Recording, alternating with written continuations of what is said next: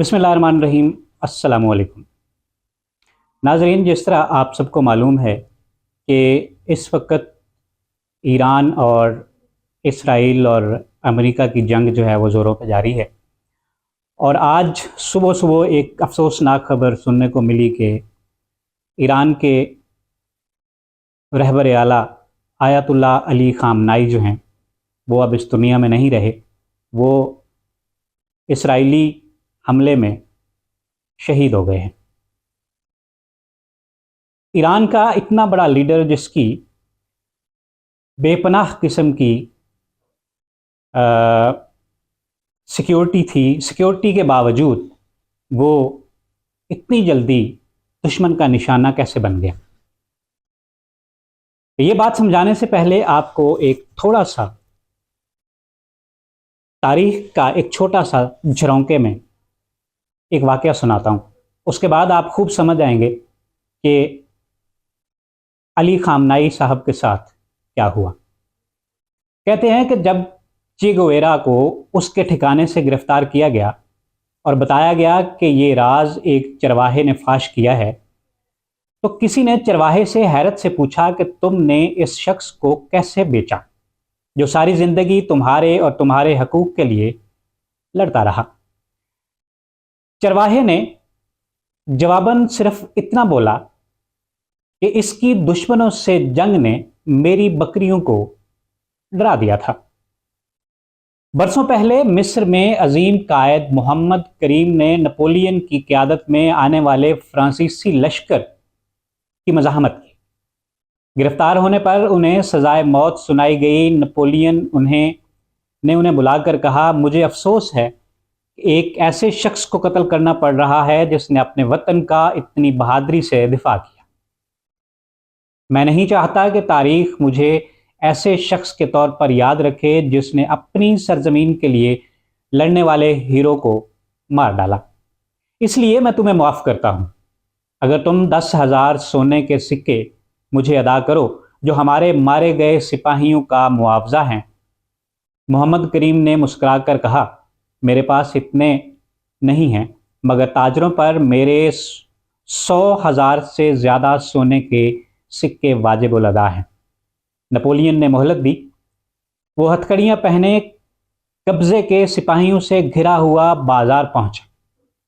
उनके पास ये उम्मीद थी कि जिनके लिए अपनी जान दांव पर लगाए वो अब वफा का सबूत देंगे, मगर एक भी ताजर ने जवाब नहीं दिया। उल्टा उन पर इल्ज़ाम लगाया कि तुमने इस्कंदरिया को बर्बाद कर दिया है और उनके कारोबार को तबाह किया है।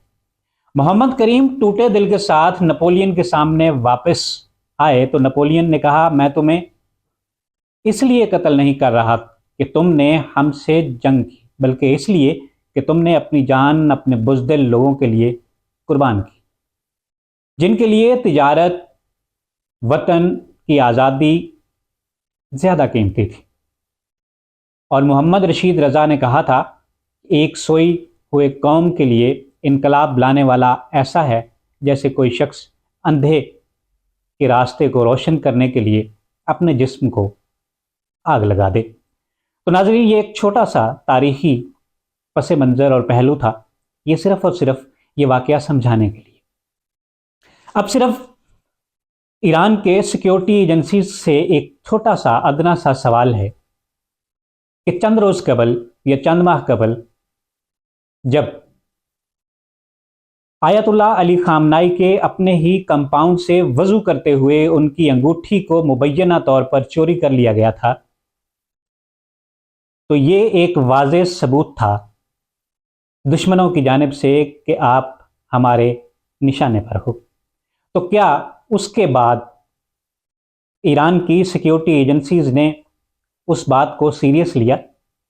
उनके लिए सिक्योरिटी को मज़ीद बढ़ाया?